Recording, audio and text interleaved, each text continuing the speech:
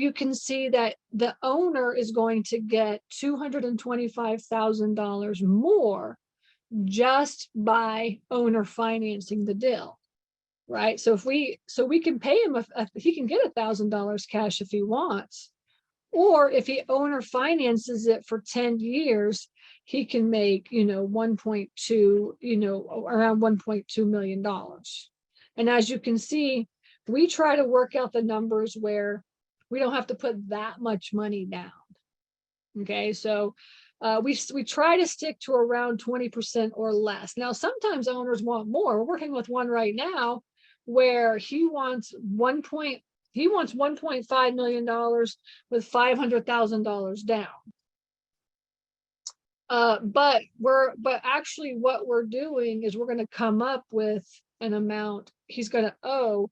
We're going to owe him $1.5 million, including, and with the interest included, right? So we're actually going to offer him $1.3 million and then figure it out so that over 10 years, he makes $1.5 million, right?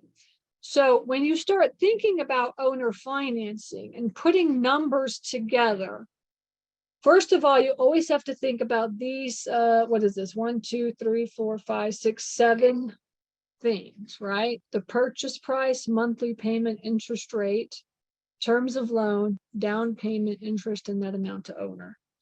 All right. So you really want to consider. Now, a lot of times they don't give you the purchase price. So we're running the numbers to come up with the purchase price. So that's why we have three different purchase prices here. But if we pay less, if we pay less on the purchase price, we typically give a higher interest rate, right? And then we also give a lower down payment, right? A higher interest rate and a lower down payment. If we pay more, then we're shooting for a lower interest rate and a little bit more down payment, right? So, and you could really, honestly, you could run the numbers any way that you want and just come up with any numbers.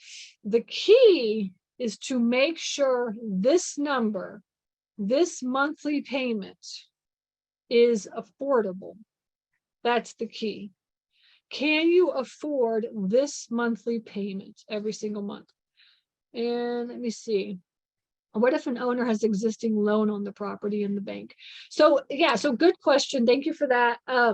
So you can totally do this if there is you could totally do this if there's a mortgage on the property. Okay, it's called a wrap. So I know everybody's heard of a wrap, right? But to do a wrap, you have to learn. It's basically just like a mortgage wrapped around a mortgage. So let me see. So we have a facility. So one of our VAs found a property that we put an offer on. Actually, we found a property that we talked to the owner, and it's actually a strip mall with a storage facility behind it.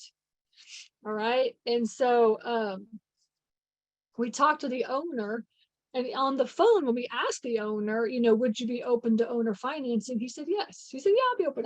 Send me over an offer and I'll take a look at it. So he was open from the beginning. So we didn't really have to convince him. Right. But, so when we look at this facility, when we look at this facility, right, what he told us is that he owes $300,000 to the reason he's open to it is because he's already getting the property owner finance to him. So the owner of the previous owner financed it to him. He's almost paid off. I think it's like $200,000 or $300,000. I can't remember how much it is paid off. And so he said either you have to give me a down payment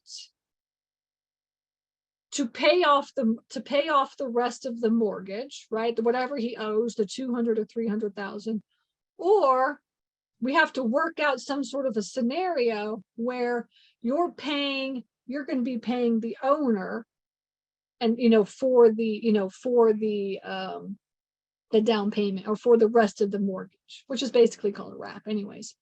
And so even owners, you can do wraps even on storage facilities, and any property, you can do a wrap just as long as you learn how to do that. Okay. So those are called wraps. And there's a lot of different ways that you can creatively do that. So for that one, and what happened on that one is we gave him an offer of, well, like, I think the strip mall, it's like such a good deal. Oh my gosh. It's worth like $2.5 million, but he only wants 1.5, he only wants $1 million. That's it. It's like crazy. That's why I like talking to owners directly, honestly.